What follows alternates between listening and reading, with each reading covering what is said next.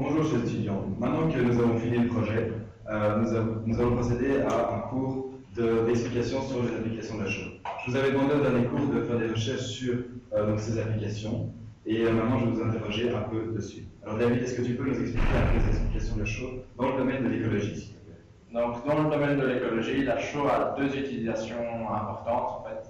Parce que par exemple, aux États-Unis, 90% de la désulfurisation des gaz de combustion dans les usines se fait grâce à la chaux. Et donc, la chaux, dans ce cas-ci, grâce à son caractère basique, permet de diminuer l'acidité de ces gaz de combustion.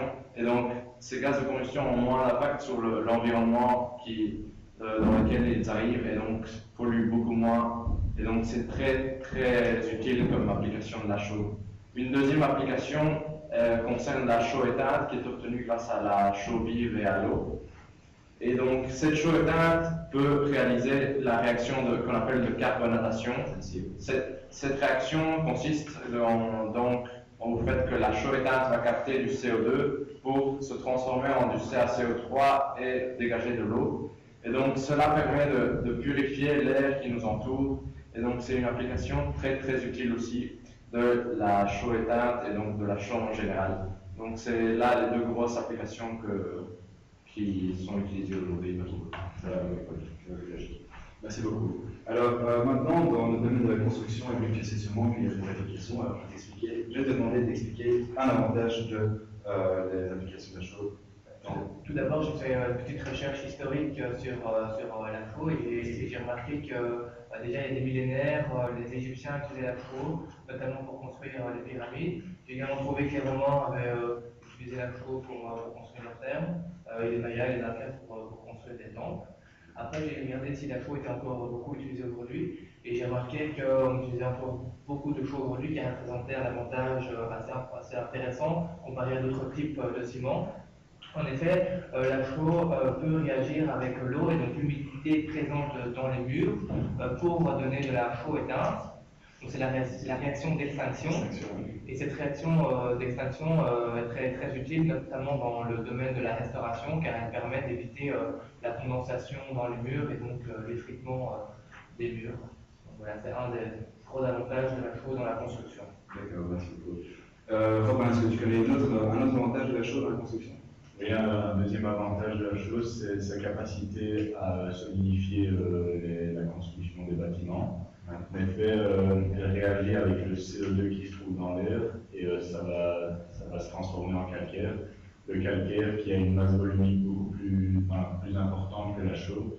La chaux étant une structure fort poreuse et donc le tout solidifie bien les bâtiments. Merci pour ces explications concernant la construction. Alors, Jonathan, est-ce que tu peux un peu m'expliquer les applications de la chaux dans le domaine de l'agriculture, s'il te plaît? Et donc, au niveau de l'agriculture, certaines plantations ont besoin de terres plus acides et d'autres ont besoin de terres plus basiques. Donc. Et pour réguler le pH des champs, les agriculteurs répandent de la chaux qui est une base forte dans leur champ.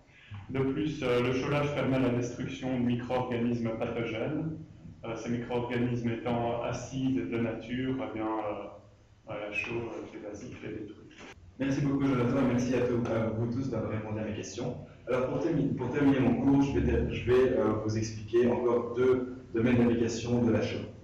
Alors un autre domaine, c'est le domaine sanitaire, dans lequel la chaux joue un rôle de purification car il y a des propriétés désinfectants et antiparasitaires.